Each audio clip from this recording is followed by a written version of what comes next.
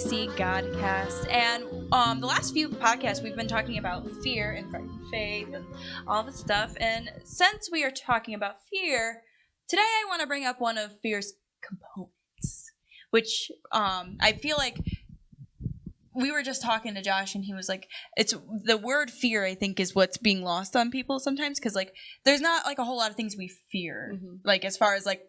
Like, me and you are not afraid we're not going to go home and not have food. We're not afraid, you know what I mean? Like, so, like, practical fears, I think that it gets lost on people.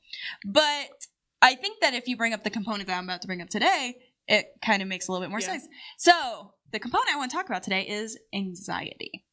So, all of us like to be like, it's even a flippant phrase anymore. Oh, yeah, like, for sure. Like, oh, you're giving me anxiety, but you're doing that. You know what I mean? And you don't even mean it in the way that it's, like, what it means. As someone who struggles with it, I am one of those people. I often look to the Bible for comfort when I'm in those moments. Like, the Bible talks through many verses and situations about anxiety and how it is an outgrowth of fear. So we have fear, and then it causes us to have anxiety, which, in like my way I think of it, it's just worry. It's a worry. And sometimes anxiety can come to a physical component. Like you're not just mentally worried, but like it can cause you to be like actually sick, actually, tremble. You know what I mean? Like that type of thing. There's anxiety. There's different things that we can have anxiety about. We can have anxiety about what tomorrow can bring, anxiety about how am I going to get this list of tasks done that I have that's like 300 million miles long. And you talk about your job performance, what's going on in the world, and the list can go on and on. But there's so much that we could be anxious about. So let's dive in. We all have to do life with anxiety. It's a part of fear. It will naturally come upon us in one way or another. Right. There will eventually come a time when you have to wrestle with anxiety and its effects. Something that makes me anxious is, obviously I've talked about it before, control. Like I'm very much of a control-driven person, and that gives me anxiety. But also I have an anxiety about having anxiety. like, am I having too much anxiety? Maybe I shouldn't have it so much. No, like I have an anxiety about, and I'm trying to let it go a little bit more, but I have an anxiety about disappointing others. Not so much like, disappointment as in like, I'm going to go do something awful. Like I'm not going to just not like doing what they are expecting you to do or holding up to their standards. And then that's the thing is like, because there are different things that I'm doing now in the church and like I'm in charge of a couple of different things. And in hindsight, it's not like they're life or death. But like when people, you feel, and I don't even know if they're putting me on that pedestal or if I'm putting myself on the pedestal in their eyes. Yeah. You know what I mean? Like if I'm worried that I'm not putting myself to the standard that I think they think that I should be at. Right. But really they're holding you to no standard at all. They know. They're like, we're just expecting you to show up at some point. Right. But like that's one thing that I really like. I'll be like, oh, I didn't get this thing done. Now they're going to think I'm an awful human being because I didn't send out this food text. We all think that every week. Yes. Wednesday, Jabe. It's Wednesday. And Brenda, I run a food text for our church. We do food after church on Sundays. And so I'm the person that sent out to make sure everyone knows what they're supposed to bring. And Brenda's like, have you figured out yet? And it's Wednesday. And I'm like, I just haven't got the time to like send out this text. It's a long text. But those are the things that I deal with. And I know we just, last week, we just talked about a fear that you had when, like, was C-sections. You had anxiety about having to have your C-sections. Is there anything else that you have in your life that's, like, a constant thing? Not just, like, a situational, but, like, this is something that you constantly have to be in prayer for. Well, I don't know, like, if it's, like... So ever since the accident, anytime the kids are in a vehicle, not with me, I have anxiety. And like certain car trips and stuff, after the accident, it was like 6 months after the accident, me and CJ went on a road trip, just us two, and we were like stuck in traffic, and like the cars beside of us weren't, but like we couldn't get over, and so like I literally started crying and like having a panic attack, and like I never had that before. I was like, what is this? I don't like this. But welcome to the world. Well, thank you. I now know what that's like. Yeah, like, and that's the thing is it's different for everybody, and everyone has different leveling. Like I can't imagine. I just sitting back, like thinking about different people, how they react to things. I don't think my dad gets anxious about it. Yeah. Except for rice. He doesn't get anxious. Like, I've never really known my dad to be like, well, I don't know what we're going to do about this situation. You know what I mean? It'd be awkward if he did. Yeah. I feel like. I think we would all be like, well, if you're not good, then we're not all good then. But how we cope and deal with these things is what really matters. Mm-hmm. So anxiety itself, it's kind of like sin. So like we can't, it is technically sin because it's a worry. Mm-hmm. But like we're going to have sin in our lives, but it's what we do with them and how we cope and grow from them. Mm-hmm.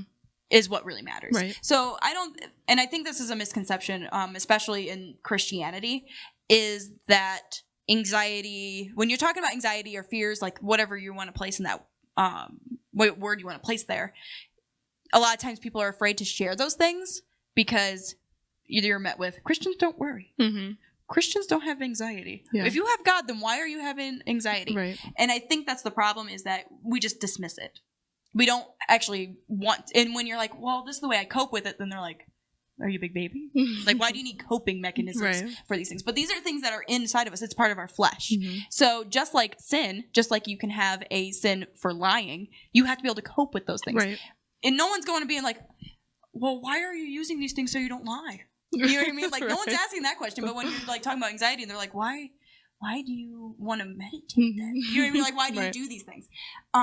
For me personally, a lot of mine is reading the Bible and praying. Like, because I do get into these, and it's really weird. It's like a flip switch. Like you're CJ's probably gonna hate that. It's like a flip switch. Like I'll get home from work and I'll start doing the stuff that I got to get done, and then all of a sudden it just it's like, I have so much to do, and I have this, and I gotta do this, and I have to that, and this, and this, and this, and this, and this, and then if I sit down for 1 second, then I'm never getting back up. You know what I mean? Like, it's like a whole thing. And it's funny how it will literally just like flip switch and my heart rate goes up, and like everything's like a mess. I've learned that I have to stop and pray because I can try to run, and like in my own, defense, I feel like I do get a lot of stuff done when I'm in that because I'm like, gotta get it all done, but then like I get done and I'm like, but I didn't have a good attitude. Right. So if you ruined your marriage, you ruined your marriage, your friendships, and your sibling relationship. It's fine. But that's the thing, is like I will get a bunch done, but I'm mean.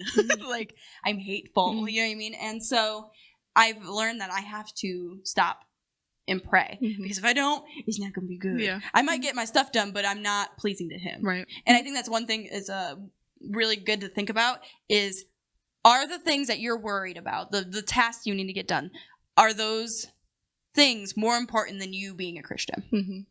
Because Christians don't flip a lid because they got to get 3 loads of laundry done. They don't flip a lid because, you have to sweep the stairs. Like, that's not what when they said that you would have hard times as a Christian, that's not what they're talking about. But we have to consider that the Bible gives us the answer of how to deal with these things. If we look at Jesus, as he preaches the Sermon on the Mount in Matthew chapter 6, when you get to the last 10 verses, Jesus gives us the answer to anxiety. Starting in verse 25, Jesus flat out tells us, take no thought for your lives. What do you mean? You get mic drop. And then everyone's like, but how? Like, he literally says, take no thought for your life. And that means, now I'm not saying that doesn't mean that you go home and you're like, sorry kids, I'm not making you dinner because I'm not supposed to have thoughts for my life. You know what I mean? Like, that's not what that means.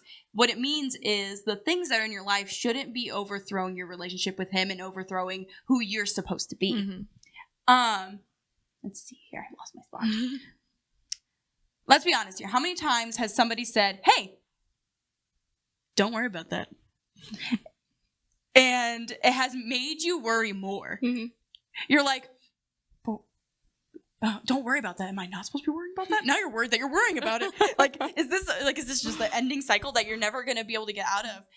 But Jesus literally says, don't worry about it. It's all taken care of. Mm-hmm. And on top of that, as you read to the end of the book, he goes on to say that the lilies are better arrayed than Solomon ever was. And that if we seek God first, then we don't have to worry about food, clothes, shelter, because God provides our needs. And I don't believe that means that, because obviously if you take that out of context of you are always going to have everything than people that starved are not. But he's going to give you what you need at that time. Right. And in different stages of everybody's life, everyone has to go through different things. And I'm not God, so I can't tell you like, oh yeah, no, you're never going to have to starve. You know what I mean? That's not my job. But what my job is that God knows that. Right. God knows what's going on, and he's handling it. If things happen, those are supposed to be happening at that time. We seek God first, and then we don't have to worry about our food, clothes, shelter, because God provides our needs. So this week, it's Charge Up Challenge. I feel like we need like a trumpet sound there or something. Like, yeah, that was impressive. Thank you. I really was not practicing that. I actually kind of sounded a little bit more like our printer.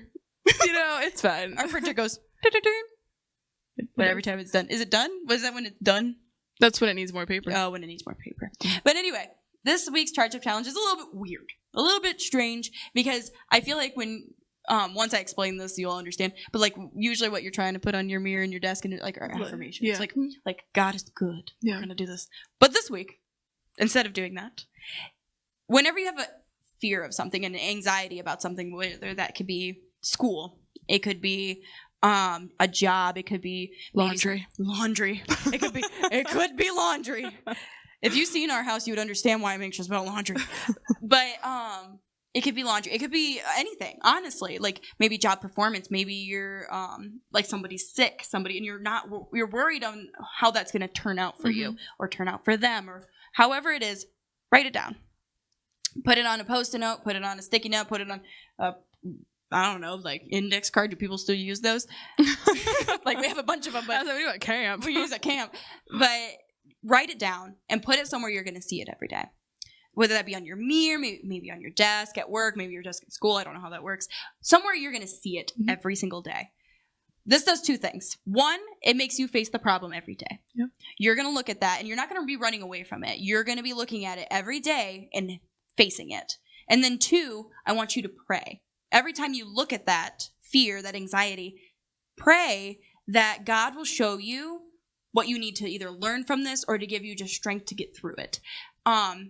Not to take it away, not to make it like go hide under a bushel. You know what I mean? Like so you can face it forward and just go into it head on. And when you're doing that, the second part of that is that you're going to realize that God has it, not you. So, you're facing this thing every day, but you're constantly reminding yourself that you gave that to God. It's not going to be you that ultimately triumphs through it. But yeah, it's a little bit of a weird one because again, it's like the morning affirmations, and it's just gonna be the opposite. Laundry, dirty stairs, But I think that if you really take that into focus, you'll train your mind, because I think that's our problem. We run from our fears. That's the thing. It's like maybe, and that's another thing like we should be praying about as human beings, praying because our first instinct is to run. That's just our oh, that's bad, go away. Right. Maybe we should be praying to have the initial reaction to stay, and then also endurance, because it's easy to handle something when it's a day. Right. Like if you're afraid of, maybe it's a sickness. So either you or a family member has a sickness, and it's easy to have faith for a day. Like a good example of that is so a while back, my mom had a kind of a breast cancer scare, kind of. Do you remember that? She found a lump, and I remember being scared, but then I was also like, well, we can get through this. But I only had to do that for a week because she got the test and it wasn't anything serious. Right. But what if it wouldn't have been? Right. Would I have had the endurance to get through that? And so we shouldn't be praying for us to get out of it. We should be praying for us to have a better reaction and then also better endurance time. But yeah, it's super fun. Yeah. Super fun. Anything to add to that before I go into this our featured stuff? No, it was oh yeah, it's perfect. It was, I don't know if that would pick it up. But today today our featured content is Be Alright by Evan Kraft. I really like this song. It does have some Spanish in it, so if you don't know Spanish, I don't know Spanish, it's still a good song. But then our quote for today is, and it's not from a dead person, not that I know of. I don't know. It could be, you don't know. It's from Pinterest, so you know. But anxiety in our lives shows that we are too close to the world and too far from God. Mm-hmm. And that's the. And as much as that is a hard pill to swallow, it's like, you know, like the meme that says hard pill to swallow. It really does. Mm-hmm. Because if you were closer to God than you were the world, then you wouldn't have the anxiety and you wouldn't have the fear. But yeah, thank you guys for joining us in this fear-filled... I wanted to be Josh, but I can't. No. Fear-filled fun time. Thank you for joining us for the Frightened Faith. Yeah.